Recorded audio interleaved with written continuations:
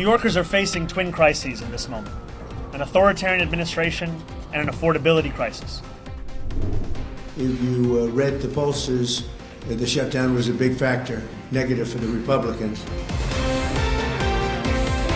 This is Today as It Happened. Good Wednesday evening to you. I'm Holly Furfer, here with your chronological look at the biggest events and stories of the day. From reaction to the Democrats' big wins in Tuesday's elections to the tragic UPS plane crash in Louisville, Kentucky. But first this morning, we took a look at the results from the historic New York City mayoral race and the victory of New York State Assemblyman Zohran Mamdani. One of the biggest wins from Tuesday was the mayoral race in New York City. Democratic socialist Zohran Mamdani defeated former Governor Andrew Cuomo and Republican candidate Curtis Sliwa. The 34-year-old's victory marks a win for the progressive wing of the Democratic Party. Scripps News national correspondent Alex Miller live in New York now with the latest on this. And Alex, play it out for us. How big of a win was this for Mamdani? Well, it was a huge win when you consider the fact that Mamdani's name was relatively unknown, despite the fact that he was a New York State Assembly member for a handful of years. He started out polling just in the single digits and worked his way up to winning this race. There were 2 million votes cast here in New York City. That is the highest number since 1969, and Mamdani got about 1 million of them. He got around 50% of the vote. Andrew Cuomo getting 41.6% of the vote, and Curtis Sliwa about 7.1% of the vote. So Sliwa obviously playing a spoiler here, at least in some regards. Cuomo and Sliwa in the end courting a lot of the same voters there. Now, Mamdani is going to be the youngest mayor that New York City has seen since 1892. He will be the city's first Muslim mayor and first South Asian mayor that we have seen. And he's also going to be the first naturalized immigrant that we have seen in decades. This is obviously a huge part of what he ran on. It is a big part of what New York City has seen since President Trump took office with those ICE arrests. And I want to talk a little bit about these concession speeches. They were very different. First, you had Governor Cuomo speak congratulating Mamdani, saying that he would like to help in any way that he could, even stomping down some of the booing that was happening from some of his supporters, but saying that he really does have concerns for the future of this city. Listen. This campaign was the right fight to wage. And I am proud of what we did and what we did together. This campaign was to contest the philosophies that are shaping the Democratic Party, the future of this city, and the future of this country. Now, it was a very stark contrast. Mamdani did not mince words when it came to Governor Cuomo. He said they toppled a dynasty. He said that he hopes that Cuomo has a good private life, but that he hopes to never utter his name again after tonight. When he started his speech, he started by speaking about the socialist presidential candidate. He said the city itself has been reborn. In a moment of darkness, he said, New York City will be the light. Listen. This will be an age where New Yorkers expect from their leaders a bold vision of what we will achieve, rather than a list of excuses for what we are too timid to attempt.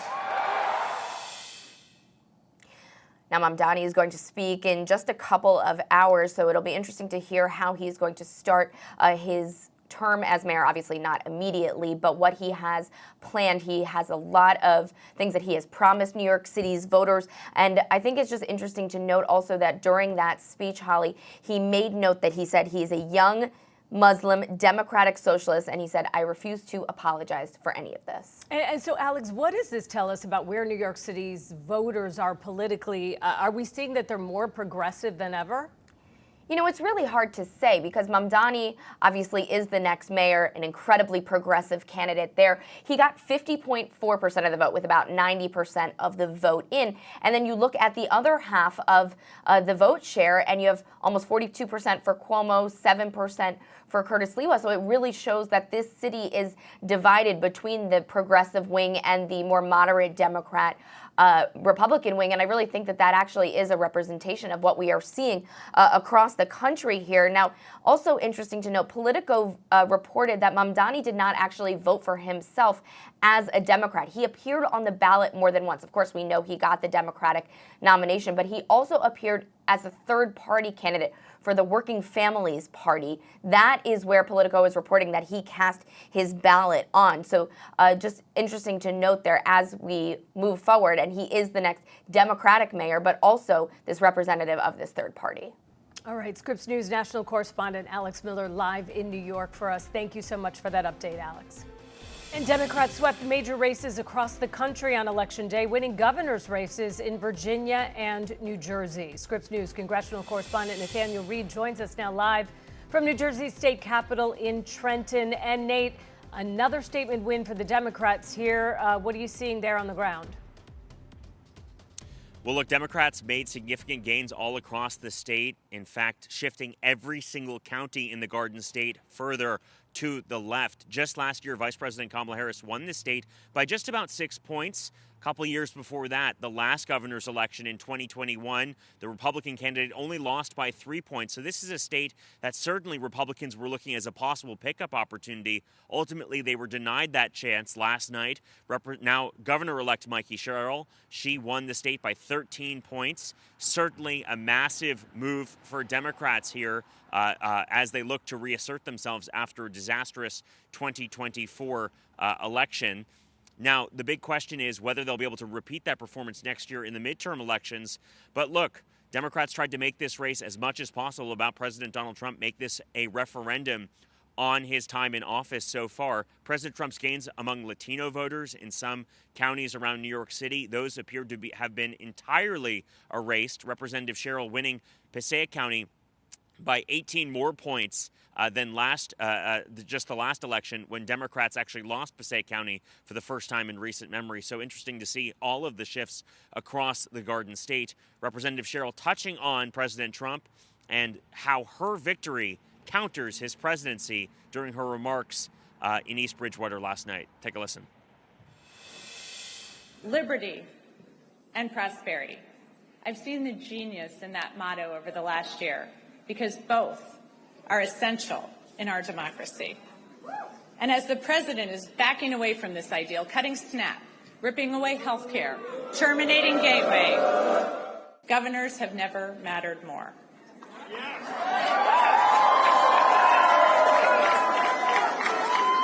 And in this state, I am determined to build prosperity for all of our citizens. And again, Democrats viewing this as a chance that they could potentially have an easier time next year trying to take back the House of Representatives and the U.S. Senate. This is a reliably blue state. But again, Republicans were hoping to have successful off-year elections. The fact that President Trump was not on the ballot certainly seems like it may have hurt their chances here. A lot of questions about how things go from here. And now the midterm elections, Holly, I'm excited to say it, less than a year away. I can talk about them more frequently without getting chastised. I'm glad you're excited about that. So Nate, let's talk about the big picture here. Obviously it was just 2 governor races last night, but now let's talk about those midterms and the upcoming elections. What is going to change, if anything, with the calculus in Washington in light of last night's results? Well, look, I think last night certainly showed that Republicans seem to suffer if President Trump is not on the ballot. That Trump bump that we saw last year, that did not appear to be there at all in the results that we saw just overnight. So, again, Republicans certainly going to have to make up some ground there. The argument now from House Speaker Mike Johnson, President Trump is effectively on the ballot next year, given that the midterm elections will decide so much of whether Republicans control Congress and therefore enacting President Trump's agenda for his final 2 years in office. My colleague Joe St. George asking Speaker Johnson about the fact that President Trump will be off the ballot next year. Here's what he told him. President Trump is on the ballot next fall. Because if we lose the majority, if the Republicans, the common sense people here who are doing the job for the American people, if we lose the majority in the House, and this radical element of the Democrat Party were able to take over, we've already seen that movie. They will try to end the Trump administration. He won't have 4 years, he'll have only 2, because they will move to impeach him probably on the first day of the new Congress in January 2027, and they will try to systematically unwind all the important reforms that we've done for the American people. Look, we'll see if Democrats have the same success next year that they had this year, but certainly one thing that appears to be certain from this election, Democrats got a burst of energy that they have not seen in over a year now. Last year's election, certainly disappointing for many Democrats. Seeing a lot of posting online from Democrats who are quite clear that they view this as a much-needed boost. And look, they did make history here in New Jersey. First Democratic female governor.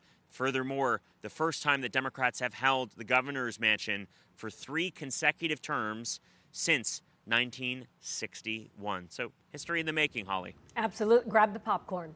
Scripps News congressional correspondent Nate Reed for us. Thanks, Nate.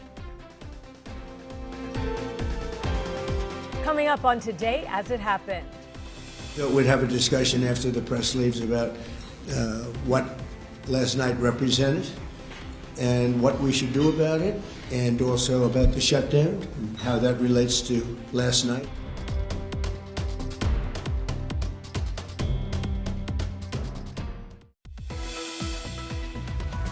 Welcome back to Today As It Happened. Let's check back in on our daily briefing of today's top stories.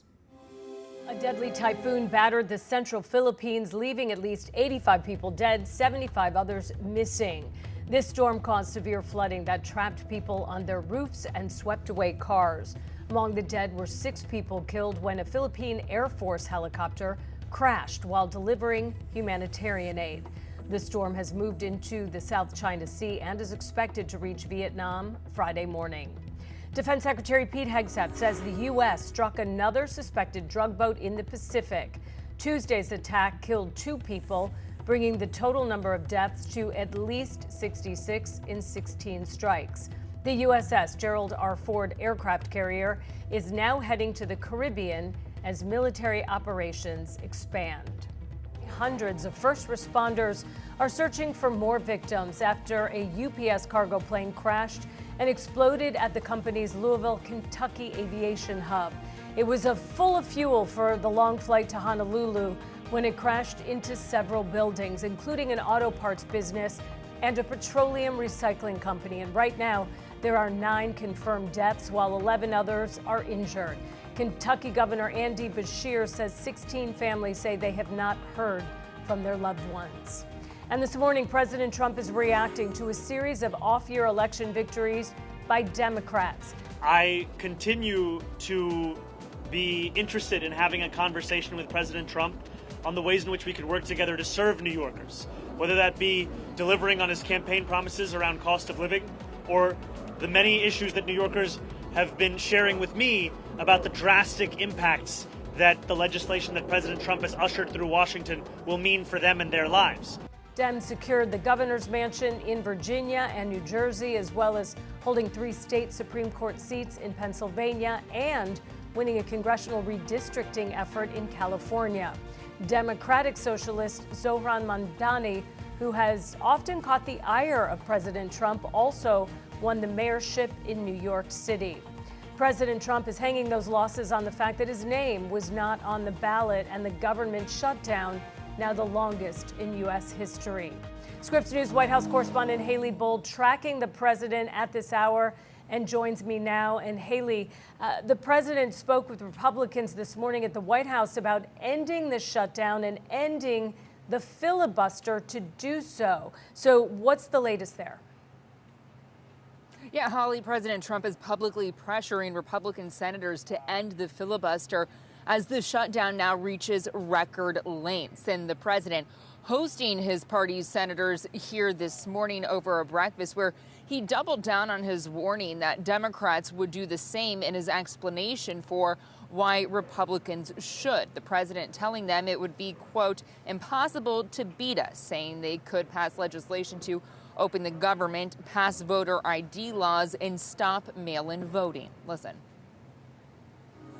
It's time for Republicans to do what they have to do, and that's terminate the filibuster. It's the only way you can do it. And if you don't terminate the filibuster, you'll be in bad shape. We won't pass any legislation. There'll be no legislation passed for 3.25. We have 3.25 years, so that's a long time. Now, Holly, this would allow the party holding the majority to move forward without having any roadblocks from having to meet a 60-vote threshold. This is something that Republicans historically have not supported, and President Trump conceded he would follow senators' wishes, but also told them it would be a, quote, tragic mistake. But despite the public pressure and the public demand, the president has ramped up over the past several days. Senate Majority Leader John Thune told reporters that there are not enough votes to do that. President Trump also calling the shutdown a, quote, big factor in yesterday's election, an off-year election that saw Democratic victories in typically blue states. And he suggested, despite a lack of an expectation for a victory, that he didn't think it was good for Republicans, also noting that he was not on the ballot in his reasoning. Now, in about an hour or so, we are expecting to hear from the president again as he speaks to business leaders at the American Business Forum in Miami, the same day that the Supreme Court is hearing arguments over his tariff policy, Holly. Scripps News White House correspondent Haley Bull live for us. Thank you for that update, Haley. Appreciate it. Up next on Today As It Happened. The Constitution, our framers, 238 years of American history, all say only Congress has the power to impose tariffs on the American people.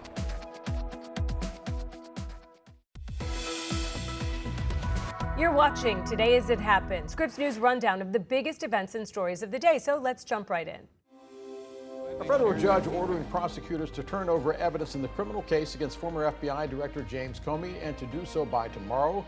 The judge saying he was concerned the Justice Department's position had been to indict first and investigate later. Comey is charged with lying to Congress in 2020 about authorizing FBI sources to talk to reporters. The indictment coming days after President Trump called on the Attorney General, Pam Bondi, to persecute Comey and his other political enemies. The Supreme Court is hearing arguments right now on President Trump's use of emergency powers to impose tariffs worldwide. 3 lower courts have already ruled those tariffs are illegal. This is the first time the High Court will make a final decision on a Trump policy since he returned to office. Scripps News Washington correspondent Stephanie Liebergen is live right now outside the Supreme Court. And Stephanie, the word I keep hearing over and over again, skepticism from the High Court. Hey, Del, good afternoon. I certainly think that is fair. That was the sense that I got sitting in the courtroom, that the justices are certainly skeptical of the argument that the government was making here. The Solicitor General, John Sauer, arguing on behalf of the Trump administration and arguing on behalf of the tariffs. This case really centers around the phrase regulate importations and what exactly the word regulate means. We've seen this in lots of previous Supreme Court cases, that a lot of it comes down to one word or one phrase, and exactly what the definition of that word was meant to be when Congress wrote the laws. When it says regulate importation, what was it envisioning? It was envisioning all the things that the president since 1977, going back to Justice Kavanaugh's question, have used it for. So they've used it for quotas, like limitations on the number of goods. They've used it for screening and reporting requirements, like Executive Order 12284 about reporting property of the Shah. And they've used it for standards, like domestic safety standards, environmental standards, labor requirements. They've used it for embargoes. So when regulating imports, the Trump administration says these tariffs are regulatory, that they're not a tax, that they are, the fact that they raise revenue is just an incidental process. And they say they're using these tariffs as leverage to regulate the importation of items into the U.S., using it as leverage because of the national emergencies that the president has declared in order to apply these tariffs. But the justices really skeptical of that argument. They really pressed the Solicitor General on, well, if they were to side with the government in this case, where would the president's power end? That even the Chief Justice, John Roberts, saying specifically that, these are tariffs that deal with foreign powers, but they are imposing taxes on Americans, and that is a power that exclusively rests with Congress. Yes, of course, tariffs and dealings with foreign powers, but the vehicle is imposition of taxes on Americans, and that has always been the core power of Congress. So that skepticism kind of a thread all throughout the hearing today on what exactly the impact of these tariffs, what the initial plan was to, the justice is certainly skeptical of what the government and the Trump administration are trying to do with these tariffs and the power that they are taking. It was Justice Gorsuch who used an example saying that, if they were to side with the Trump administration in this case, that they would basically be ceding tariff and taxation powers to the president, and that, Congress would never be able to get that power back, even if they tried to pass a law, hypothetically, to get back some of that tariff power that the president is taking in this example and in this case, that, a president wouldn't necessarily want to sign that law and give that power back to Congress. So it's, you can try to read the tea leaves of the justices, if you will, trying to get an indication of which way they're going to lean, but we are likely going to be waiting weeks or months until we get that answer. The opinion from the justices can come down anytime between now and when their term ends, and this is arguably one of the biggest cases the justices are going to hear this entire term, and as we have seen traditionally in the past, those big cases get held off and those opinions aren't released until the really near the end of the term. So we might be waiting till the middle or end of June till we get a decision in this case, Del. Coming up on Today as It Happened. I'm declaring a state of emergency to help us deal with this plane crash.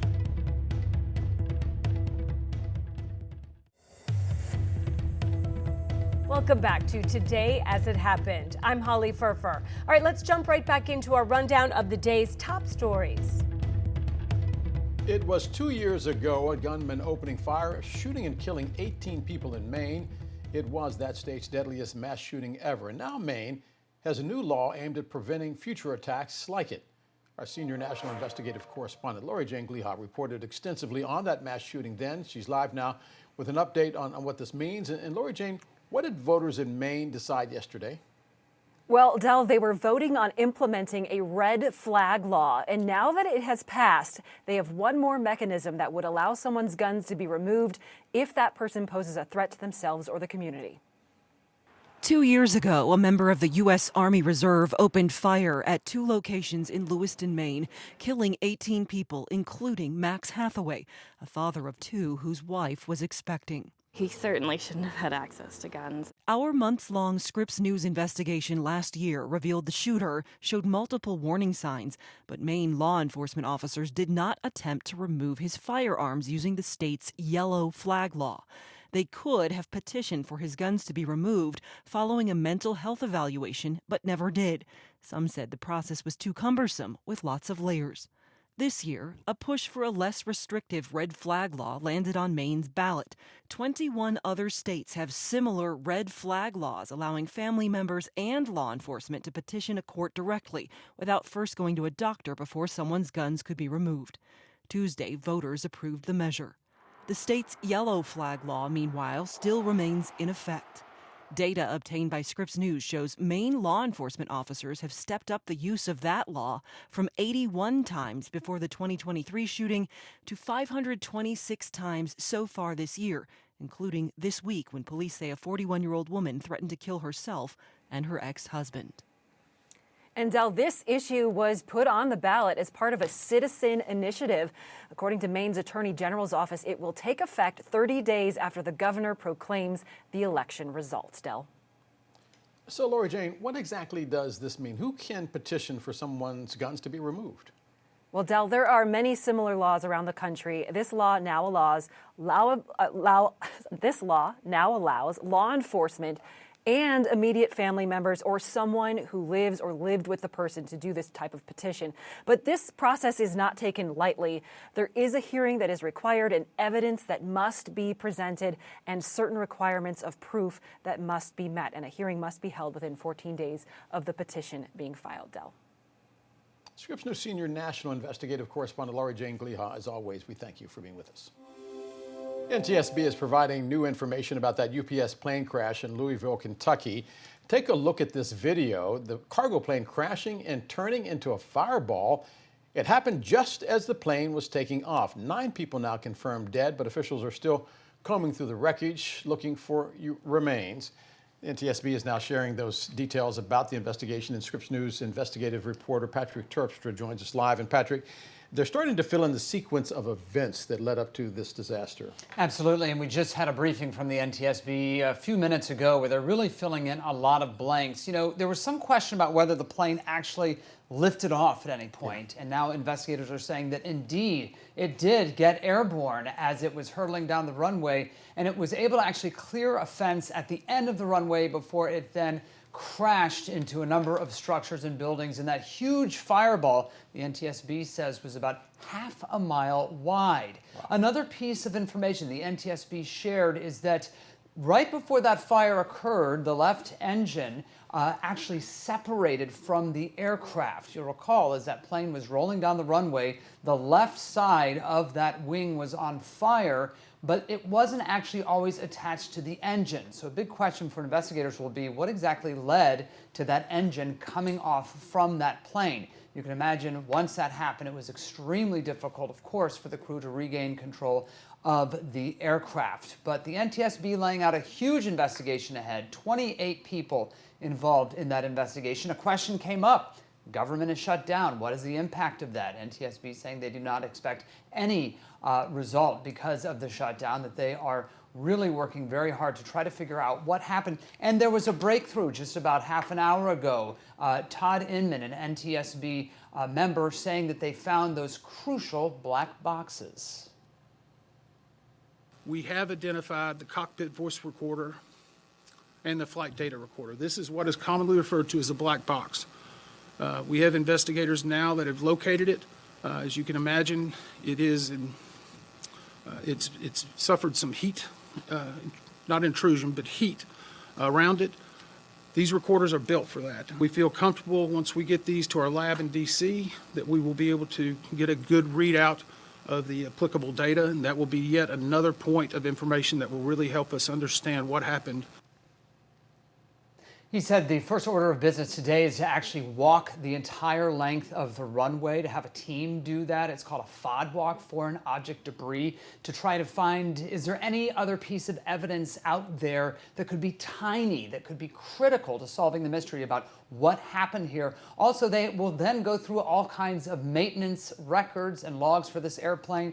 Our records from the FAA showing that this airplane was built in 1991, so you can imagine just how many records are involved. They want to find out all of the maintenance that went into this plane over the years. They did say there was a question about whether there had been any recent maintenance as far as this plane goes. Did anything occur yesterday? NTSB saying it did not appear that there had been any last-minute maintenance to this plane, but it could take Dell up to a year to really figure out exactly what happened here. Patrick, we are also trying to understand the fireball itself.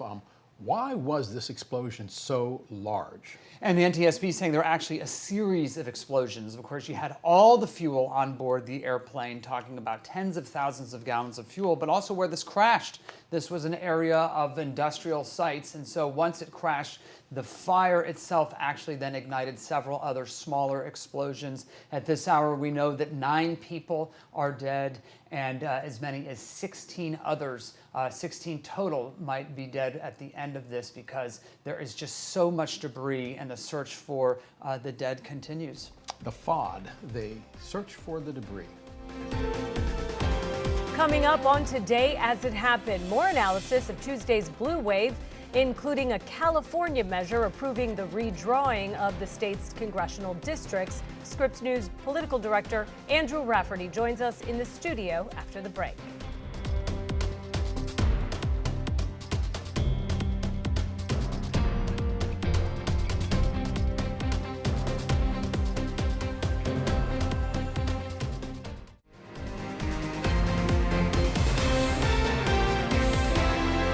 Yesterday was a big night for America and a big night for the Democratic Party, as candidates across the country, up and down the ballot, decisively defeated MAGA Republicans. Now let's see how a communist does in New York. We're going to see how that works out. And we'll help them. We'll help them. We want New York to be successful. We'll help them a little bit, maybe. We're so glad you're back with Today As It Happened. I'm Holly Furfer, here with your daily rundown of today's top stories. Scripps News political director Andrew Rafferty joins us now with a look at what this means for the Democrats. And Raff, I want to ask you a question. If this were black women who won all of these races, if this were black men who won all of these races, we'd be talking about the power of these minority groups. Why aren't we talking about the power of women who not only won 2 governorships, but also the lieutenant governorship in Virginia as well?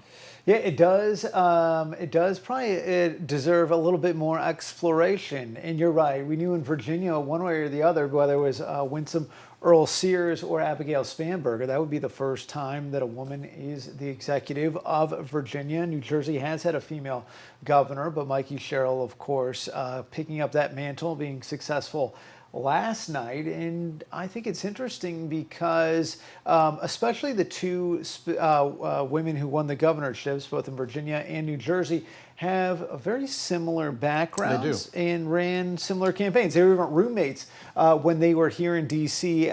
Mikey Sherrill, still a member of the House of Representatives. Abigail Spanberger resigned before running for governor. And one of the things that's really interesting is comparing how they did last night compared to how another female did, that's Kamala Harris, a year ago. And I think the Democrats were watching very closely with bated breath to see not just if these women could win, but if they could do so with a higher majority, better margins than Harris was able to do, because of course, Harris was not ultimately successful. And what they saw is, yes, they could win in a big way, a resounding statement. We can look at those margins. Harris won both Virginia and New Jersey by just +6, but Sherrill winning by +13, Spanberger +15. These are the types of numbers that are giving Democrats tons of optimism today ahead of what is going to be the bigger election day, which of course is the midterms next year. But you talk about, these women candidates. In the case of Virginia, yes, abortion was part of the conversation, but Mikey Sherrill and Abigail Spanberger didn't sort of focus on the historic nature of their candidacy. They focused on, how am I going to make your life better, and specifically in New Jersey, the cost of living. As we said, the day that the election is over, the spin begins. The spin has already started. These were blue states. Of course they won. Your thoughts on that? It was interesting. I just got off a call with Ken Martin, the head of the DNC, as well as a number of others, Democratic organizers, and they say, well, number one, we didn't just win in Virginia and New Jersey. We ran across the country successful campaigns, including in red areas that were previously held by Republicans, places in state legislatures. But I think the major thing to essentially take away from here is that the success not only in winning these states, but winning, as I talked about, some of those bigger margins, and also the types of voters that they won with. And almost across the board, Democrats saw pretty notable gains in these governor's races, as well as some of these smaller legislative races. In New Jersey, for example, every county moved to the left. It became bluer. In Virginia, it was almost every county that they saw positive movement. And along the lines of some of those key groups that we know were so instrumental in Donald Trump returning to the White House, young people, specifically young men, independent voters, Hispanics, and black voters, almost across the board, the exit polls showed that they were moving back into the Democrats' column after we saw the president make some notable gains with them. And so the question, I think, for Republicans is, if Donald Trump is not physically on the ballot, if his name does not appear, how do Republicans on lower ballots get his coalition to show up? And that's something they haven't figured out yet. I want to get your take on the president in Miami today.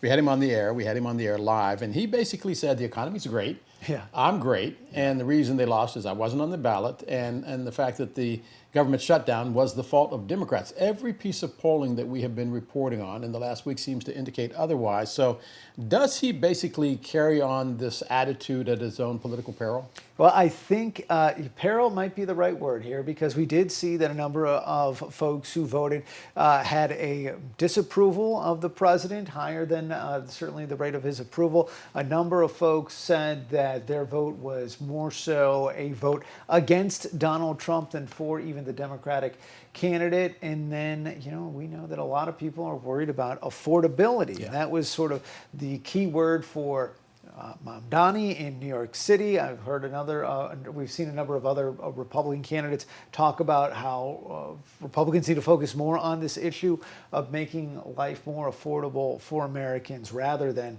some of this other stuff that has really sort of defined campaigns. Yeah, I heard House Speaker Mike Johnson mention affordability, I think it was 3 times in his comments today. Yeah. Our political director, Andrew Rafferty. Raf, as always, thank you very much. California Republicans are now filing suit. They're aiming to block that new congressional map that favors Democrats. Up to 5 House seats in California could be flipped. The lawsuit claims the maps are drawn illegally because it used race as a factor to favor Hispanic voters. Yesterday, voters in the Golden State passing Proposition 50, clearing the way for those maps to be redrawn. The governor there, Gavin Newsom, leading the fight. He said he hasn't looked over the lawsuit, but he is confident the suit will fail. Well, it was a big night for Democrats here in California as voters said yes to Prop 50. And these new maps are expected to be in place through 2030, and it's expected to set up a very competitive midterm election next year. And that could be especially true for Republican Darrell Issa in District 48. His district will now stretch to Palm Springs, and he's losing a lot of East County, which usually leans Republican. And this gives Democrats a chance to flip his seat on top of 4 others throughout the state. And in a statement to ABC 10 News, Issa responded to last night's election results, saying the worst gerrymander in history has a fatal flaw. Voters get to pick their representatives, not the other way around. I'm not quitting on California, and neither should anyone else. This was not a close race at all, though. It was called almost immediately after the polls closed on Tuesday night. And as of Tuesday night, here in San Diego County, just over 60% of voters said yes, and across the state, 63% said yes as well. Here's what some voters told us last night as votes were coming in. I think for California, we needed to keep it as it was and kind of let the cards fall as they may until the next voting and or election. It makes me sad, it makes me frustrated, it makes me angry, but I'm also really proud of Governor Newsom for fighting back. Once the new maps expire in 2030, California's independent redistricting committee will take back control over the maps and redraw them after the next census. Coming up on Today as It Happened, amid the longest ever government shutdown, I spoke with Democratic Senator Mark Kelly about the rising costs of health care and the path forward to reopening the government. So stay with us.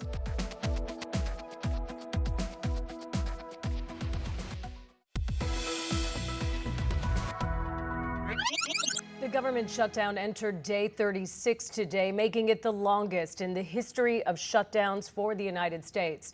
And Republicans and Democrats seem no closer to a resolution. And I'm joined now by Democratic Senator Mark Kelly from Arizona. Senator Kelly, thank you so much for joining us here. I want to begin with something you said 2 weeks ago. You said you thought we were close to getting the government back open, but it did not happen. So how can both sides of the aisle come together so really Americans can get the government services they need? Well, that's the trick here. It's coming together and getting in a room and actually negotiating the cost of Americans' health care. As the minority leader in the House said, these costs are skyrocketing. And over the last couple of weeks, I've been talking to folks in Arizona, a lot of them now. Just yesterday, I spoke to a woman from Buckeye. I think her name was Leslie. She was a diabetic. Her premium is currently $600 a month. With these tax credits going away, it'll be over $1,000 a month. There was also a veterinarian I spoke to, I think it was yesterday or the day before, that her medication costs $8,000 a month. Her current premium is $900. It's going to go up to over $1,300 a month without these tax credits that have been in place and helping people. And it's millions and millions of people who will be unable to afford their health insurance if we do not do something about this as Congress. The Speaker, the Speaker needs to understand that he is the Speaker of the House. Republicans also are in control of the Senate and the White House. But this president is refusing to negotiate a fix for this. He has spent a grand total of about an hour on this in the last 6 or 7 weeks. And so along those lines, your party said this about affordable health care for Americans, that the average family plan now tops $27,000 a year. And that forces workers to shoulder higher deductibles and copays, an even worse increase for ACA plans. So what does your health care plan look like to save people money? Well, right now, the plan is to extend these tax credits.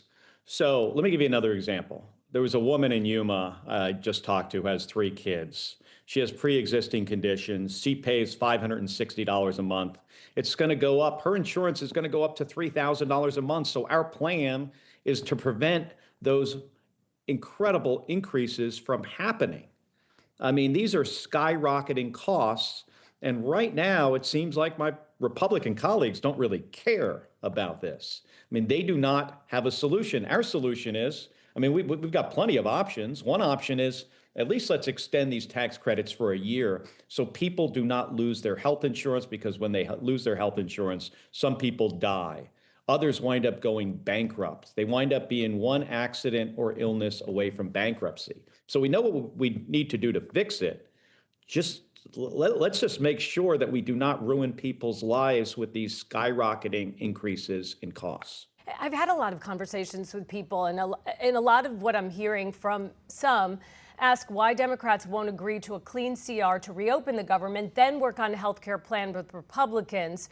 So let me ask you, why not reopen the government and just give a few weeks or however long this extension would give us to work out a plan? We can solve this today. I mean, the president just in the White House indicated that he thought that Republicans in these races did so poorly because of this government shutdown. Well, that should be an incentive for them to negotiate this. This isn't rocket science. This is pretty easy. Extending this by a year, at least temporarily, solves the problem. We are willing to have a negotiation that it could take just a matter of hours. But here's the problem. The Republicans only react to what the president says and does. And on this issue, he has spent very little time on it. He has spent a lot more time talking about his ballroom. He's been on 2 international trips during this shutdown. He has not been focused on this. My hope is, after the election last night, what he said today, that he wants this to come to some successful conclusion. He also realizes that healthcare, if we do not act, will be unaffordable for millions of Americans. And speaking of last night's results, does it affect Democrats' willingness perhaps to negotiate with Republicans? Is it a message that you're receiving loud and clear from the voters? I don't know. I mean, we want to solve a problem that exists for millions of Americans in a climate of rising costs. Thank you for joining us on our post-election day coverage on Today As It Happened. I'm Holly Furfer. Have a great Wednesday night.